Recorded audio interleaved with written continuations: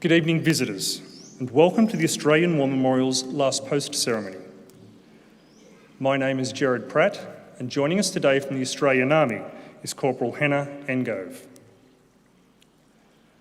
On this day, 107 years ago, Australians and New Zealanders fought side by side, landing in a place far from their homelands, a place that would become known as Anzac Cove. Though the Gallipoli campaign would end with the evacuation in December 1915, those that survived would be joined by more reinforcements to fight for another 3 years until the guns finally fell silent on the 11th of November 1918. On sea, land and air, from a nation of less than 5 million, 62,000 gave their lives in an Australian uniform. A further 155,000 were wounded or imprisoned. From a nation of around 1 million people, around 18,000 New Zealanders were killed and more than 40,000 wounded.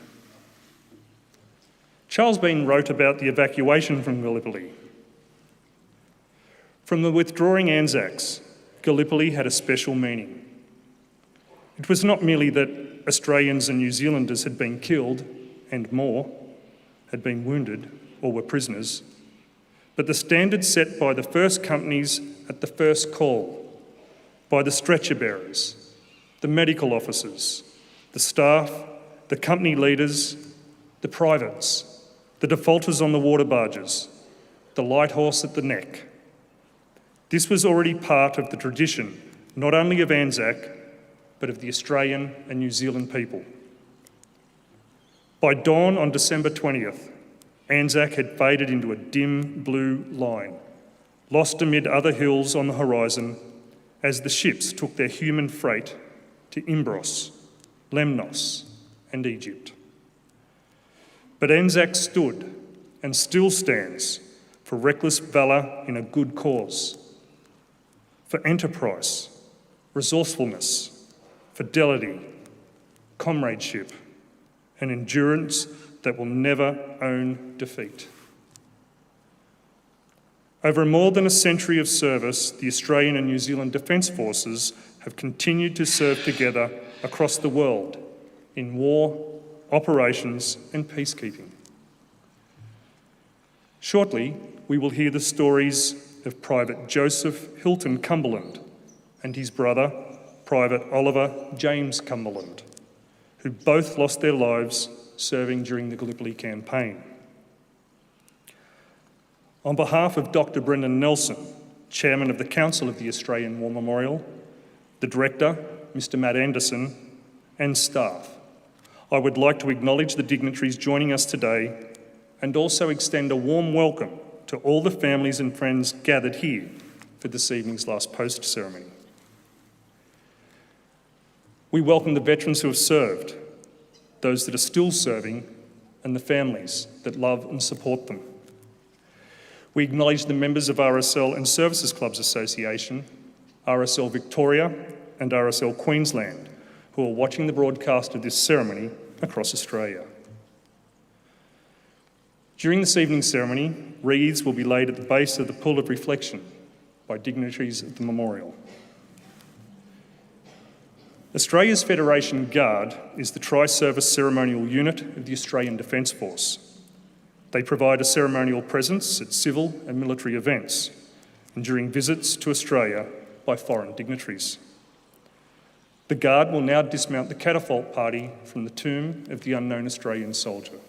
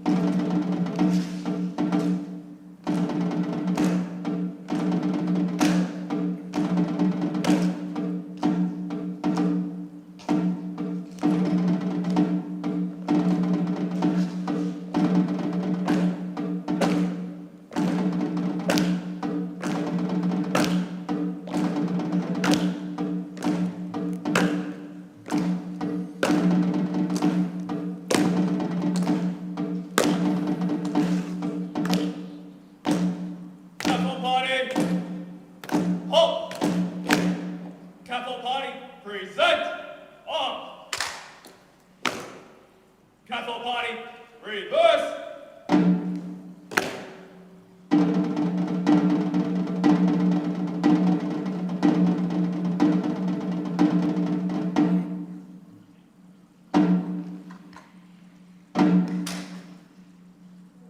Careful party, rest on.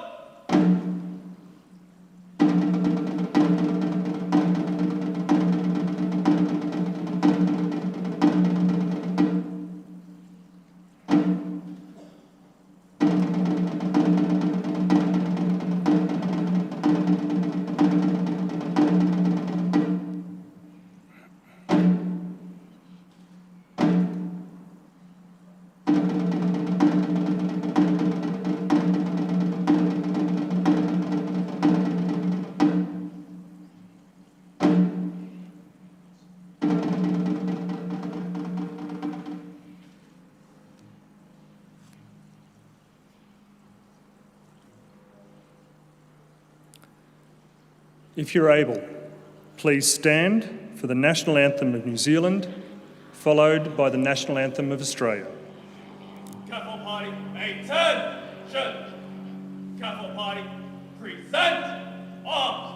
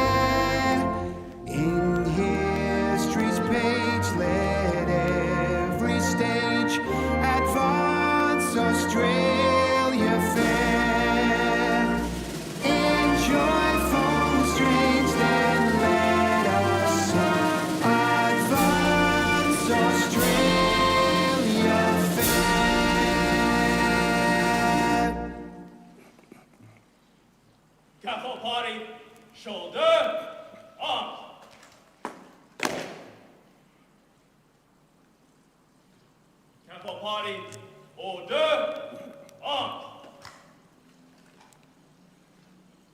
Ladies and gentlemen, if able, please be seated.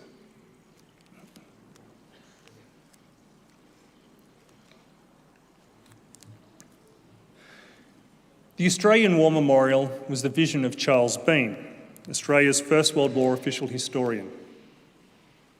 Bean landed with the Australian troops on Gallipoli and stayed with them at the front through until the end of the war.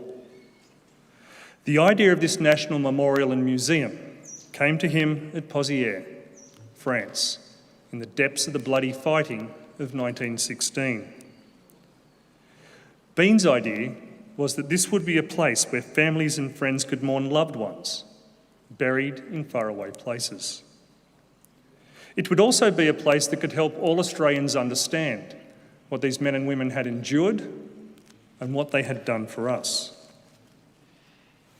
Bean's vision, to which we remain true, is best expressed as inscribed in the entrance to the memorial's galleries.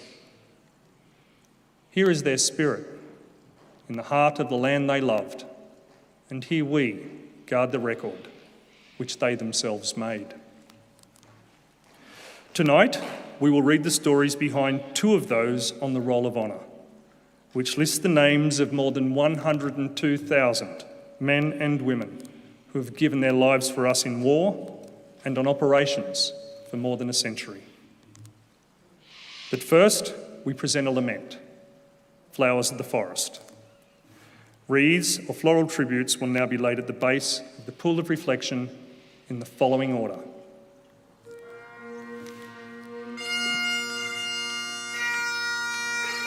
Senator the Honourable Zed Seselja, representing the Prime Minister and Government of Australia.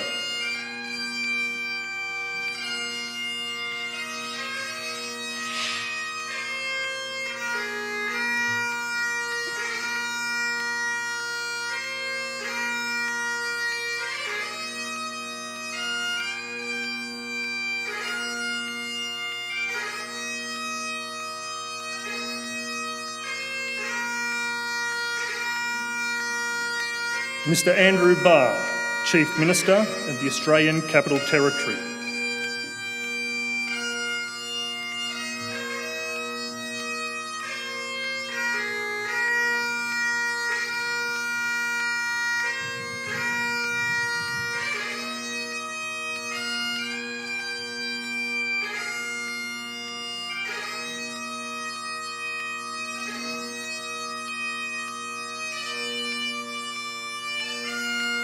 His Excellency Dr Ali Krishan, Dean of the Diplomatic Corps.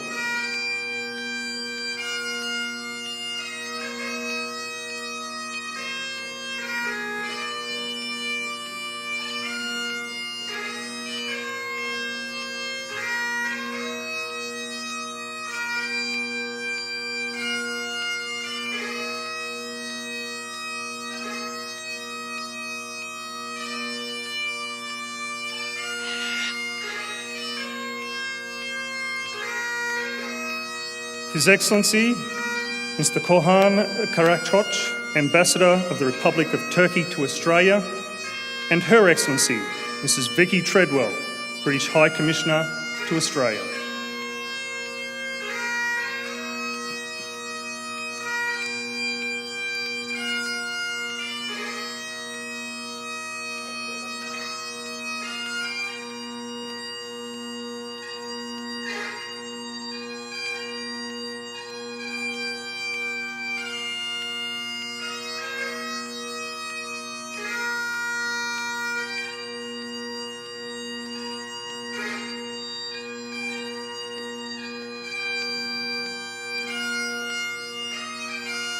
Senator Katie Gallagher, representing the Leader of the Federal Opposition.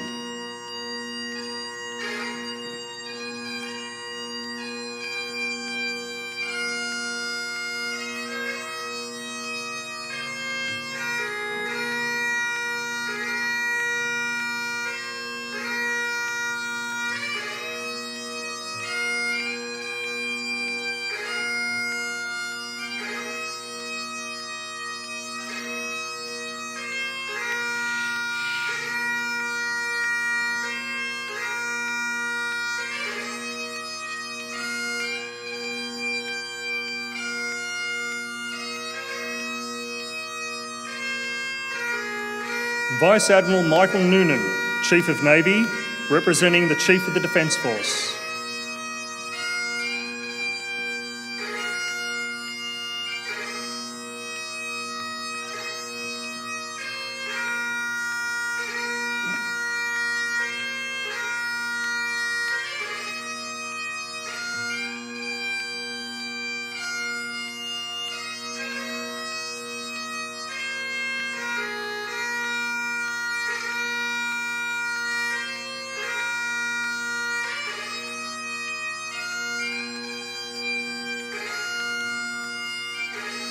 Ms Elizabeth Lee, Leader of the Opposition, Australian Capital Territory.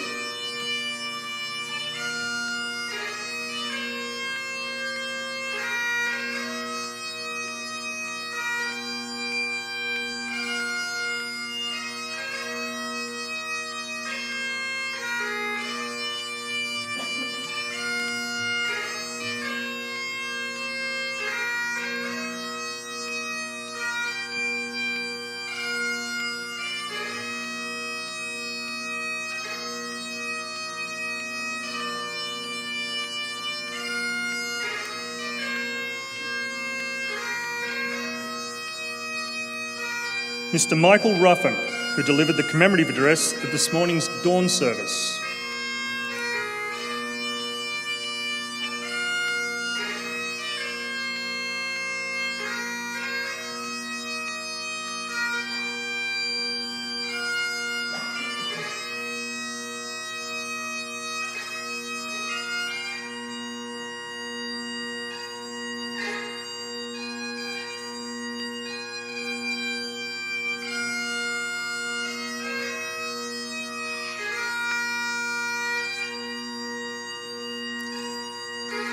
Greg Mellick, National President of the Returned and Services League of Australia.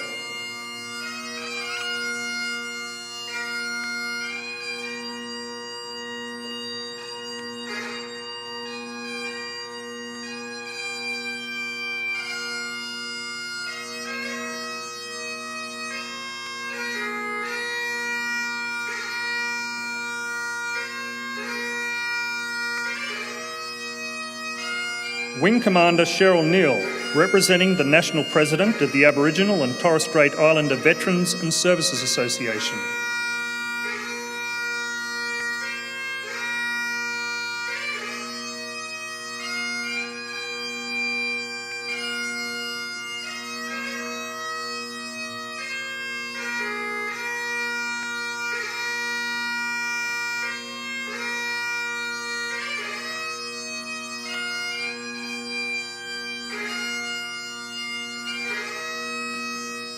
Mr David Manalis, National President of the Naval Association of Australia, and Group Captain Carl Schiller, National President of the Air Force Association.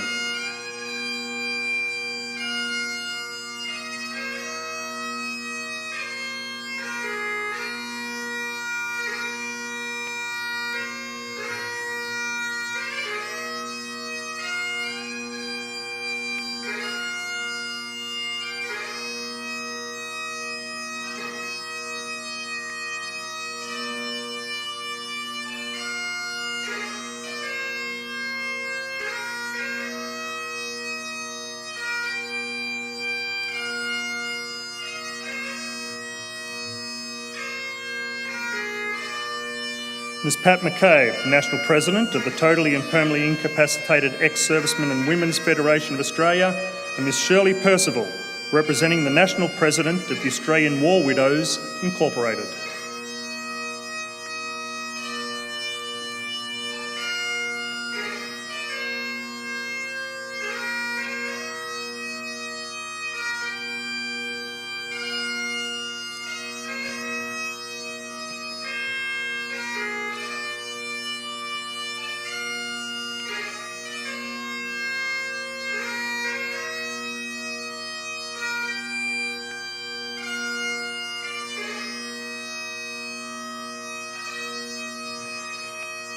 Legatee Eric Easterbrook, Chairman of Legacy Australia, and Miss Madeline Kingsford, Legacy Youth.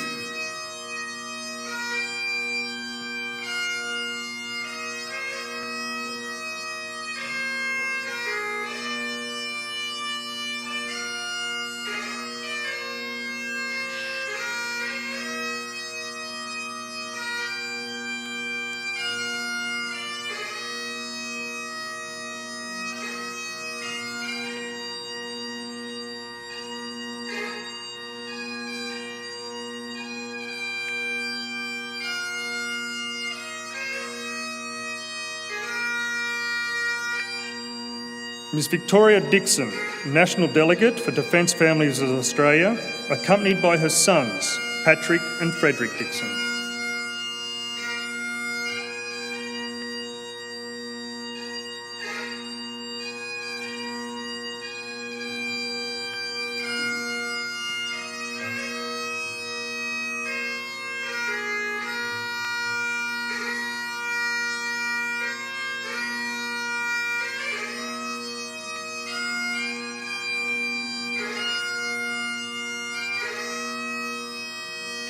Ms. Valmai Dempsey, Senior Australian of the Year 2022, accompanied by Ms. Michelle Dempsey.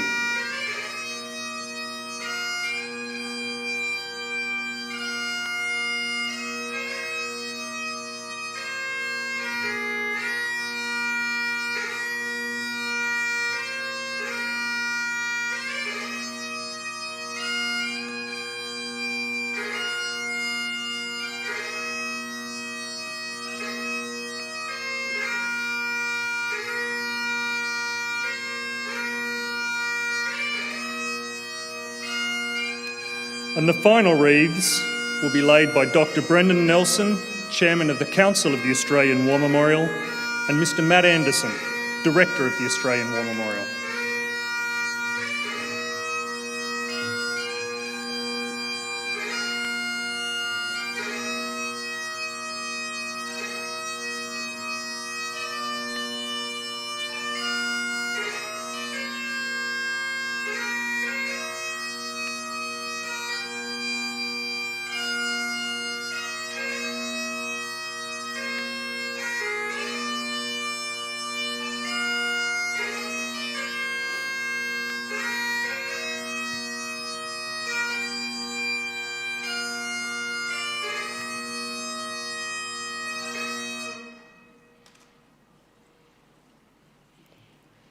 Today we remember and pay tribute to Private Oliver James Cumberland and Private Joseph Hilton Cumberland. Oliver Cumberland was born on the 30th of January 1889 near the town of Scone in New South Wales. When he was 6 years old, on the 21st of April 1894, his brother Joseph was born. Oliver and Joe were among 10 children born to stockman George Cumberland and his wife Sarah. The two brothers attended the local Scone public school and were close throughout their childhood. Oliver gained employment as a stockman like his father, while Joe began working as a locomotive fireman. In 1913, prior to the outbreak of First World War, their father passed away. Their mother had predeceased him some years earlier, leaving the Cumberland children orphaned. Joe Cumberland enlisted in the Australian Imperial Force on the 31st of August 1914. Volunteering just weeks of the outbreak of war, he was among some of the first Australians to enlist. Joe was assigned to the newly formed 2nd Battalion and began a short period of training in Australia. At the last minute, he was joined by his brother Oliver, who had enlisted the day before the battalion was scheduled to embark. The brothers left Sydney on the 18th of October 1914, travelling on the board and troop ship Suffolk. From camp, Oliver wrote home to his sister Una. "Just a line to let you know I'm going away with Joe. He met me at the station and took me out to the camp, and I got in by the skin of my teeth. Una, I cannot tell you how sorry I am to go away without having a few days with you. But we sail tomorrow, so there is no hope of seeing you again before I go. I know, Una, that in your heart you won't blame me. I could not see Joe go alone and remain behind myself, and I think it will be better now that we are together. I promise you I will never leave Joe wounded on the field whilst I have the strength to carry him off, and I know he will do the same for me." Joe and Oliver Cumberland reached Egypt in December 1914. Joe excitedly wrote home to Una. "Oliver and I are in the best of health. We are camped under the pyramids. They are marvellous." The brothers continued training with their battalion, preparing to fight the enemy on Turkish soil. Before leaving for the front, Joe again wrote home to his sister as a final goodbye. 80,000 Turks are advancing on the Suez Canal, and next week we're about to leave here to meet them. You never know what is going to happen, so if anything does happen to Oliver or I, don't let it upset any of you too much. You must remember that thousands of sisters are losing their brothers daily, and if the boys are prepared to die fighting for their country, I reckon their sisters ought to be prepared to give them up if need be, when they know they are dying for a noble cause. Joe and Oliver Cumberland went ashore at Gallipoli on the 25th of April 1915. Not long into the 2nd Battalion's advance onto the peninsula, Joe Cumberland was hit by shrapnel from an exploding shell and was badly wounded in both legs. Shortly after, Oliver was hit, receiving wounds to his upper thigh. He was sent to the 2nd Australian Hospital in Cairo. Joe was evacuated to hospital in Alexandria. There, after 11 days, Private Joe Cumberland died of his wounds. Oliver wrote to his sister from Cairo to break the news of their brother's death. "If you have not already heard it, poor Joe is gone. He died of wounds in Alexandra Hospital on the 5th of May. I did not know until just yesterday. I went to headquarters offices in Cairo and saw the list of killed and wounded, and I've been very anxious, wondering where he was. And when I saw the list, I did not know what to do. I wandered around the streets, nearly mad. I felt so lonely." Oliver returned to Gallipoli in June and rejoined the men of the 2nd Battalion. An attack on enemy positions at Lone Pine was being planned as part of the diversion to cover Anzac units attacking positions at Chinook Bear and Hill 971. In the early hours of the morning, on the 6th of August 1915, the 2nd Battalion charged Turkish defensive positions at Lone Pine. On reaching the Turkish lines, advancing troops encountered trenches covered with pine logs, offering protection to the enemy and severely hindering the Australian advance. Troops were forced to break through the log roof, often engaging the enemy in hand-to-hand combat. Though the main objective was taken within 20 minutes, 4 days of intensive fighting followed, costing more than 2,000 Australian casualties. During this attack, Private Oliver Cumberland went missing. News of Oliver's disappearance reached his family in Australia sometime later, with conflicting information about his fate. No letters had been received from him since July, and letters sent to him had been returned, marked with the word untraceable, written across the envelope. It was not until 1916 that a court of inquiry determined that Private Oliver Cumberland had been killed in action during the fighting at Lone Pine. The Scone Advocate reported his death, noting, "After such long suspense, unbroken by any official news as to his whereabouts or condition, it now comes hard on his people to have to reconcile to the fact that he has been missing since early in August, at a time when the intrepid advance was made on Lone Pine, which cost Australia thousands of their best sons." Oliver Cumberland's final resting place was located in 1922, and his sister Una received his identity discs in the mail. Exhumation parties working on the peninsula had uncovered the remains of her brother in an old trench east of the cemetery at Lone Pine.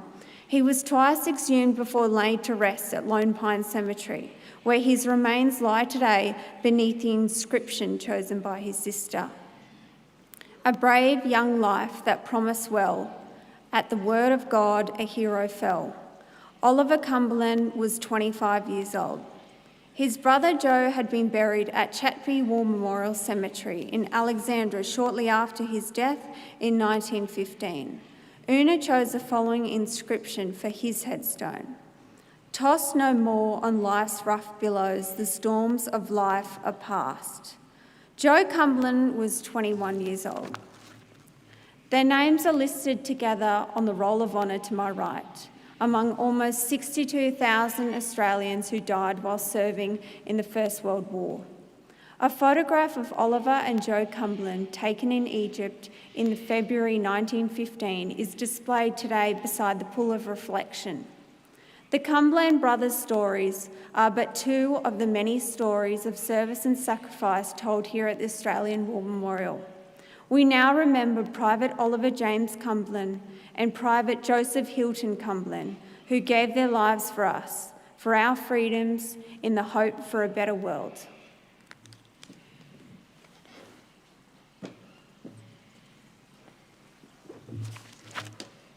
Careful party, shoulder, arm.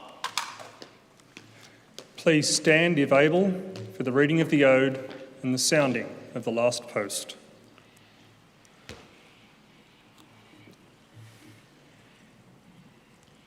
They shall grow not old, as we that are left grow old. Age shall not weary them, nor the years condemn. At the going down of the sun and in the morning, we will remember them. We will remember them. Catapult Party, present arms.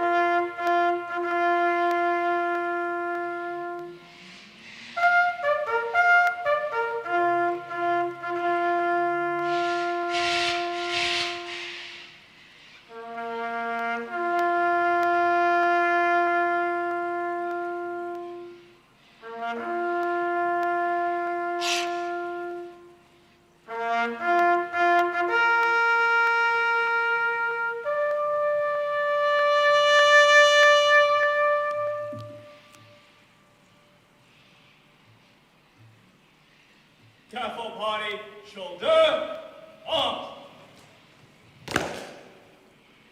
Lest we forget. Lest we forget.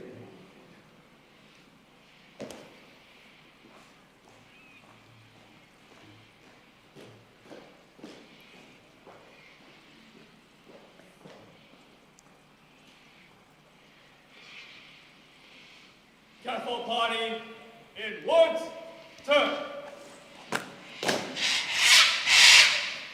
Catapult Party, quick, march.